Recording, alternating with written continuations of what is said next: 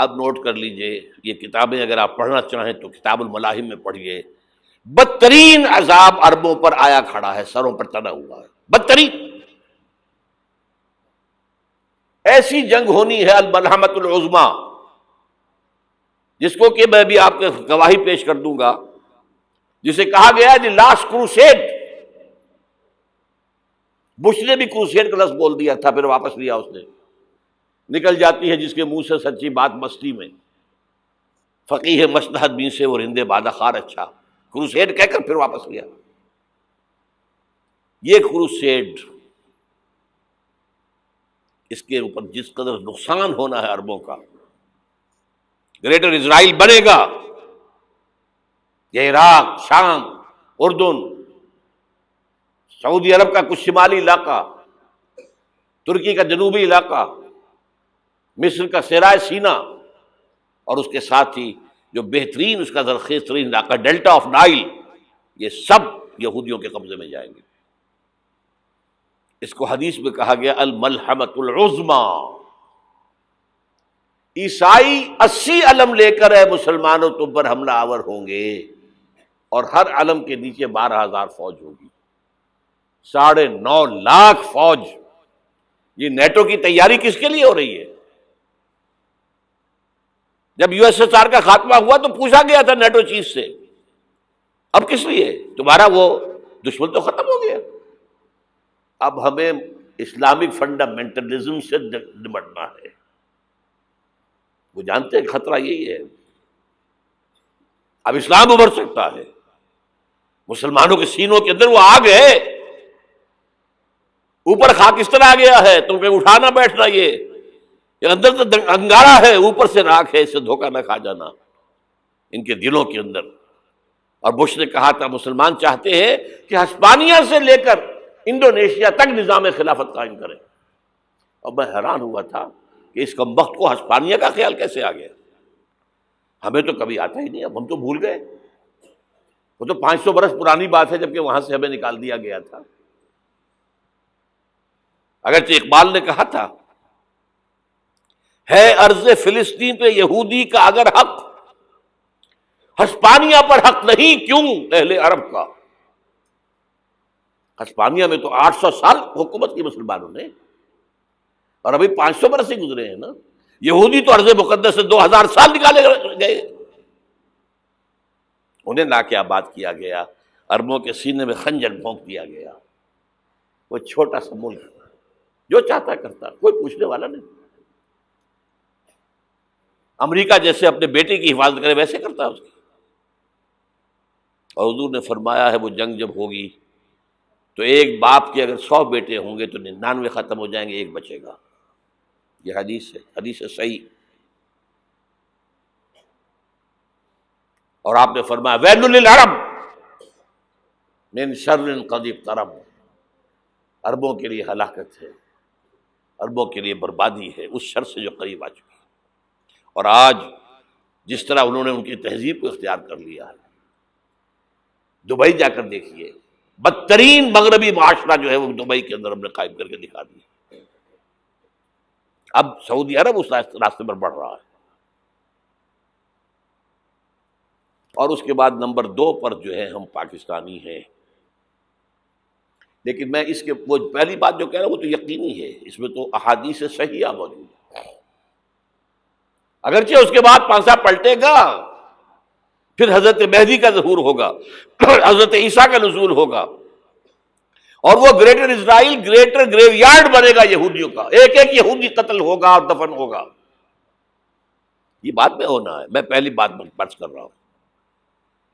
وہ پانسا پلٹے گا جب پلٹے گا. ابھی جو سامنے ہے وہ کیا ہے؟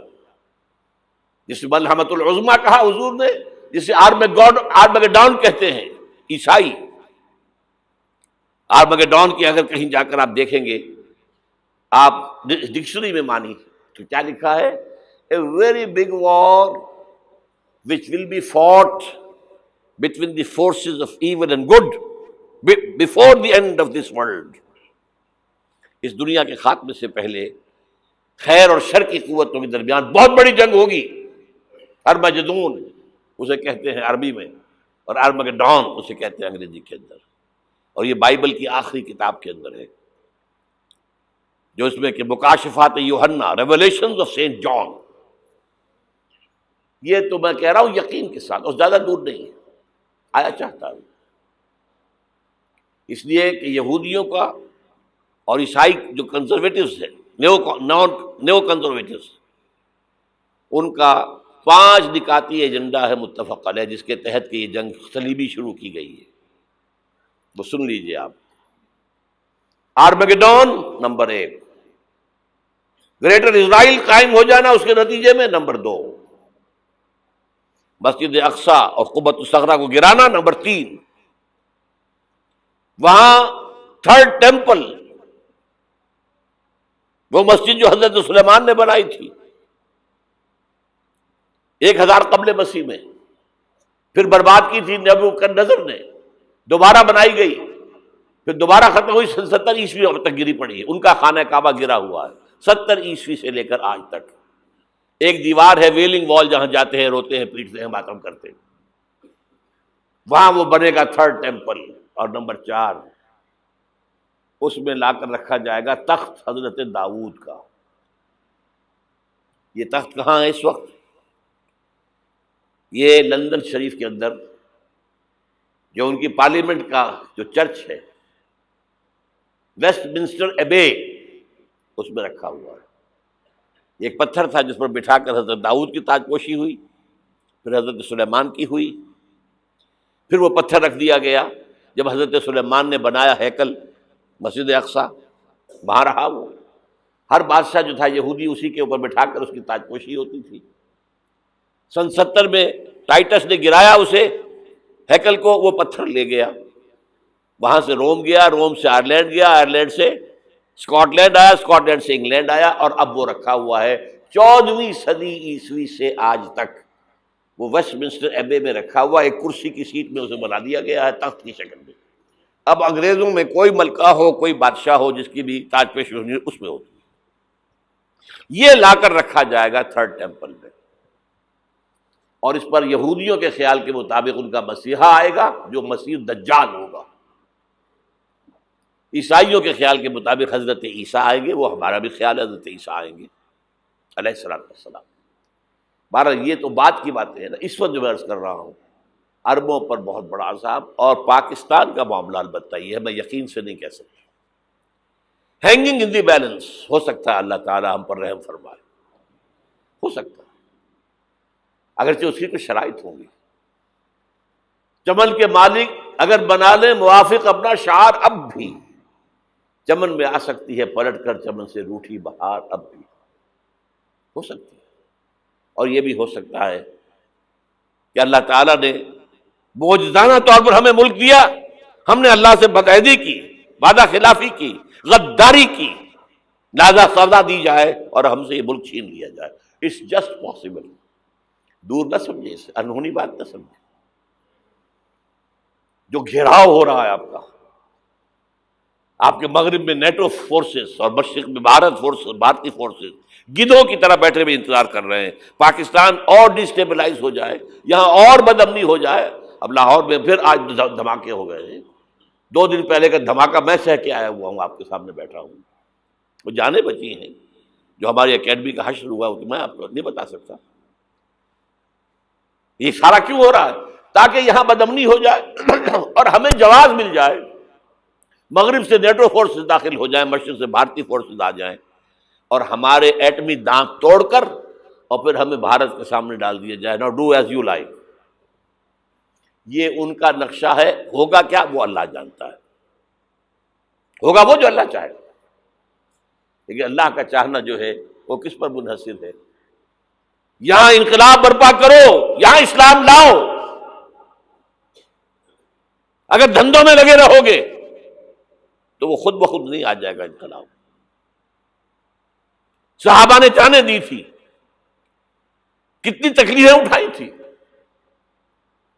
12 برس تک مکی دور کے اندر با نشہ درویشی در ساز و دمادم زن، جو پختہ شبی خدرا بر سلطنت جم زن. یوم طائف یاد ہے جو حضرت عائشہ فرماتی ہے کہ میں نے پوچھا تھا حضور سے کہ یوم احد سے زیادہ سختی بھی آپ پر کبھی آئی؟ یوم احد پر کیا ہوا تھا؟ تلوار کا وار پڑا تھا آپ کے چہرہ مبارک، یہ جو رخسار کی ہڈی ہے اس کے اندر وار گیا ہے، اوپر خود کی 2 کڑیاں تھیں وہ اس میں گھس گئیں، 2 دندان مبارک شہید ہوئے۔ وہ خود کی کڑیاں ایک صحابی نے اپنے دانتوں سے پکڑ کے کھینچنے کی کوشش کی، دانت نکل گئے، وہ نہیں نکلی، کیا جتن کر کے نکالی گئی ہوگی تو خون کا فوارہ آیا، اتنا خون گیا ہے کہ آپ بے ہوش ہو گئے، گر گئے، اور مشہور یہ ہو گیا کہ آپ کا تو انتقال ہو گیا، شہادت ہو گئی۔ یہ سیرت کبھی پڑھی ہے؟ حضرت عائشہ کے ہوش کا تو یہی دور تھا نا، یوم طائف میں تو آپ کی کیا تھی، بچی تھی، انہیں کیا پتا کیا ہو رہا ہے حضور کے ساتھ۔ 3 دن تک حضور مکے کی گلیاں اور وہاں کے اوباش لوگ پتھراؤ کر رہے گئے تھے اس امید میں کہ شاید وہاں کا کوئی سردار ایمان لے آئے، تو یہاں تو ابو طالب بھی فوت ہو گئے، یہی دنیاوی سہارا تھا، خاندانی سہارا تھا ابو طالب کے ذریعے، اور گھر میں ایک دلجوئی کرنے والی رفیقہ حیات تھی، وہ بھی، ان کا بھی انتقال ہو گیا۔ آپ نے کہا یہ عام الحزن ہے، اب تو سب کو طے ہو گیا قریش کو کہ آپ جیسے قتل کر دو ان کو، اسی لیے آپ گئے طائف، شاید وہاں کا کوئی بڑا سردار مانے، ایمان لے آئے مجھ پر، تو میں اپنا مرکز ادھر شفٹ کر دوں۔ تینوں سے ملے ہیں، تینوں نے وہ جواب دیے ہیں، نکل جاؤ یہاں سے، میں تمہارے ساتھ بات بھی کرنے کو تیار نہیں۔ اچھا، تمہارے سوا کوئی نہیں ملا تھا اللہ کو نبی بنا کر بھیجنے کے لیے؟ دیکھو جاؤ، میں بات نہیں کرنا چاہتا، ہو سکتا ہے میں بے عزتی کر بیٹھوں، اور واقعی تم اللہ کے نبی ہو تو میں مارا جاؤں گا، جاؤ جاؤ جاؤ۔ یہ سلوک محبت کے ساتھ ہوا ہے۔ اور پھر چھوکروں کو، اسٹریٹ ارچنز جنہیں آپ کہتے ہیں، اشارہ کیا تھا، خبر لو ان کی، پتھراؤ ہو رہا ہے، ساتھ کوئی ہے ہی نہیں، ایک آدمی صرف، زید ابن حارثہ۔ اب سامنے سے پتھر آ رہے ہیں تو حضرت زید آگے آ جاتے ہیں، ڈھال بنتے ہیں، مجھے لگے پتھر حضور کو رہے، آپ پیچھے سے آ رہے ہیں، چاروں طرف سے تو ڈھال نہیں بن سکتا ایک شخص، جسم لہو لہان، خون جا کر جوتیوں میں جم گیا ہے، جوتی اتر نہیں۔ پھر وہاں سے واپسی پر جو دعا مانگی ہے، اللہم الیک اشکو ضعف قوتی وقلت حیلتی وہوانی علی الناس، اے اللہ تیری جناب میں فریاد لے کر آیا ہوں اپنی قوت کی کمی کا، اپنے وسائل کی کمی کا، اور جو ذلت و خواری ہو رہی ہے لوگوں کے سامنے، الا من تکلنی، مجھے کس کے حوالے کر دیا ہے، الا بعیدی یتجہمنی، یہ میرے اوپر ہجوم کر کے آ جائے، حملہ کرے، اور عدو من لگتا امرے، یہ دشمن کے حوالے میرا معاملہ کیا، جو چاہے کر دے وہ۔ لیکن پھر عبدیت غالب آتی ہے، ان لم یکن علی غضبک فلا ابالی، اللہ اگر تو ناراض نہیں ہے تو مجھے کوئی پرواہ نہیں، سر تقدیم خم ہے جو مزاج یار میں آئے، مجھے اندیشہ یہ ہے کہ تو ناراض تو نہیں ہوگی۔ یہ تکلیفیں جھیلی ہے، سینکڑوں صحابہ نے جانوں کا نذرانہ پیش کیا ہے، احزاب کی جنگ میں فاقوں پر فاقے ہو رہے تھے، اور ان فاقوں کی حالت میں خندق کھودنے کا حکم ملا ہے، لوگوں کی کمریں دوہری ہو رہی ہیں، پتھر باندھے ہیں اپنے پیٹوں سے، اپنے چادروں کے ساتھ کس کر، کمر دوہری نہ ہو جائے۔ اور جب صحابہ کدالیں چلا رہے ہیں تو کیا کہہ رہے ہیں؟ نحن الذین بایعوا محمدا علی الجہاد ما بقینا ابدا، اللہم لا عیش الا عیش الاخرہ۔ صحابہ کہتے تھے ہم وہ لوگ ہیں جنہوں نے محمد سے بیعت کی ہے کہ جہاد کرتے رہیں گے جب تک جان میں جان نکل جائے تو بات، اور جان ہے، چاہے ابھی بھوک سے کمر دوڑی ہوئی جا رہی، جان تو ہے۔ اور ایک دفعہ کہتے تھے اللہم لا عیش الا عیش الاخرہ، اے اللہ عیش، زندگی تو آخرت کی زندگی ہے۔ اور حضور فرماتے تھے، حضور کے بیٹھے ہوئے نہیں تھے گاؤں تکیہ لگا کر، پتھر اٹھا کر خندق میں سے لے جا کر باہر پھینک رہے تھے، جب صحابہ کہتے ہیں اللہم لا عیش الا عیش الاخرہ، حضور فرما رہے ہیں فاغفر للانصار والمہاجرہ، اے اللہ ان انصار اور مہاجرین کی مغفرت فرما دے۔ پھر حضور کی خدمت میں کچھ لوگ آئے، حضور اب یہ فاقہ ناقابل برداشت ہو گیا، دیکھیے ہم نے یہ پتھر باندھے ہوئے اپنے پیٹوں کے ساتھ۔ حضور نے کرتا اٹھا کر دکھایا، وہاں 2 پتھر باندھے ہوئے۔ یہ ہے سیرت النبی۔ آپ کس چیز کو سیرت النبی سمجھتے ہیں؟ بہرحال اس موضوع پر میری ایک کتاب ہے منہج انقلاب نبوی، کہ انقلاب کیسے آیا تھا۔ اگر دل میں ذرا بھی آرزو پیدا ہو گئی ہو کہ اللہ قبول کر لے مجھے قبول کر لے اس کام کے لیے، تو وہ کتاب آپ کے لیے مست ہوگی، اس کا پڑھنا۔ هي الحلقات تحفظني بآيات من القرآن، هي الحلقات تملأني بحب المصطفى العدنان، هي الحلقات تحفظني